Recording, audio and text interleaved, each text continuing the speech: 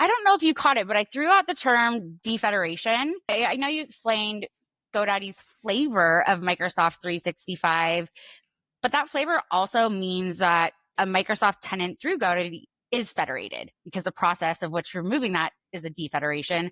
What does a federated tenant mean?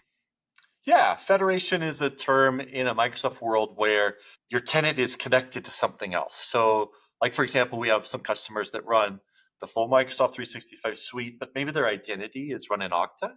When Okta runs your identity, that's called federated identity. You've taken that piece and given it to somebody else, and that's actually a really good similarity to what GoDaddy's doing.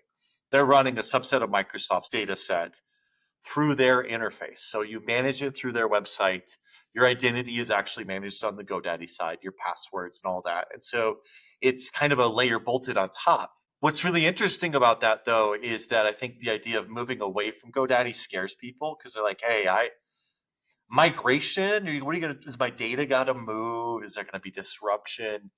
And in this case, because it's federated, there's actually some tools where we can go and we say, hey, GoDaddy, defederate, pull your fingers out of this tenant and let it go live free as a full Microsoft tenant.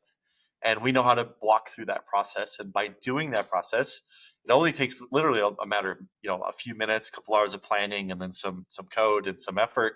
And then before you know it, you have a full tenant. You can do all the things a normal Microsoft tenant. You're a real boy now. You got all that capability. So it's not a complex process, and it doesn't have a lot of risk. It's not rebuilding everything. The big disruption customers see is that your passwords are going to get reset for your users. And that's really the main one of two things we have to work through. One is helping everybody get logged back in after the change, because that's the first thing. And then I think the second thing then is to get Microsoft licenses in place to get you on the SKUs that you now have access to on the Microsoft side. I like to think of a password reset as a minor inconvenience, right? Yeah, absolutely. We have done so many of these defederations. Our engineering team has this down to a T. So I don't think that's a big deal whatsoever. And I think most of our clients who've gone through the process would definitely agree.